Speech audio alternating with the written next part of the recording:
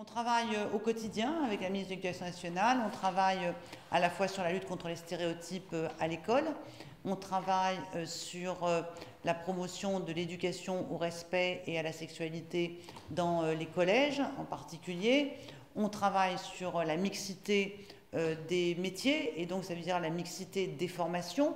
J'ai attiré son attention sur la perception que révélait aussi ce sondage qui indique que les jeunes filles pensent que les conseils en matière d'orientation ne sont pas neutres et que ce n'est pas les mêmes conseils qui sont donnés aux filles et aux garçons.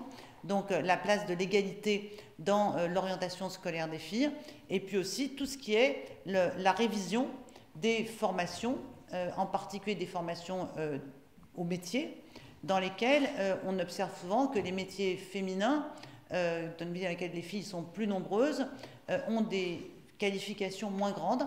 Et c'est pour ça qu'on travaille par exemple avec le ministère de l'Éducation nationale sur la refonte du CAP Petite Enfance, qui est par nature, on l'observe, un diplôme qui est plus recherché par les filles que par les garçons.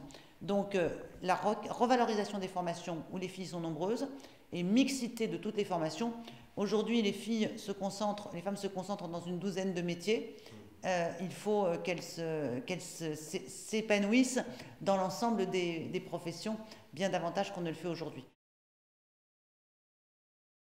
La manif pour tous, écoutez, c'est une petite exception française d'un certain point de vue également. Il n'y a qu'en France que les études de genre déclenchent des telles crispations aussi épidermiques.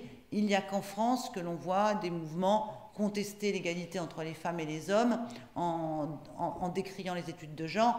Il n'y a qu'en France qu'on a un mouvement qui vise à empêcher l'école de porter sa fonction et son rôle, c'est-à-dire de construire l'égalité entre les filles et les garçons à l'école et dans la projection qu'ils se font l'un et l'autre de leur avenir et des métiers auxquels ils peuvent accéder. Lutter contre les stéréotypes de genre est une condition de l'égalité entre les femmes et les hommes. En fait, c'est quand même étonnant que dans le pays de Simone de Beauvoir, là où a été écrit « on ne naît pas femme, mais on le devient », on ait des groupuscules qui contestent ce qui, pour tout le monde, est aujourd'hui une évidence et fait l'objet d'études particulièrement pointues, mais tout à fait sereines, dans les universités d'autres pays d'Europe ou aux États-Unis.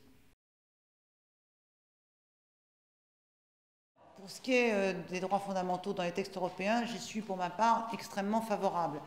Je sais aussi que c'est plus complexe dans le cadre des procédures européennes d'élaboration et que surtout certains pays ont fait du maintien de leur législation, par exemple sur l'IVG, la pénalisation de l'IVG, de l'interdiction de l'avortement, des conditions d'adhésion à l'Union européenne. C'est-à-dire que l'Union européenne, c'est aussi construite en autorisant les pays membres à garder leur propre législation. Pour autant, l'Union européenne est un plus pour les femmes.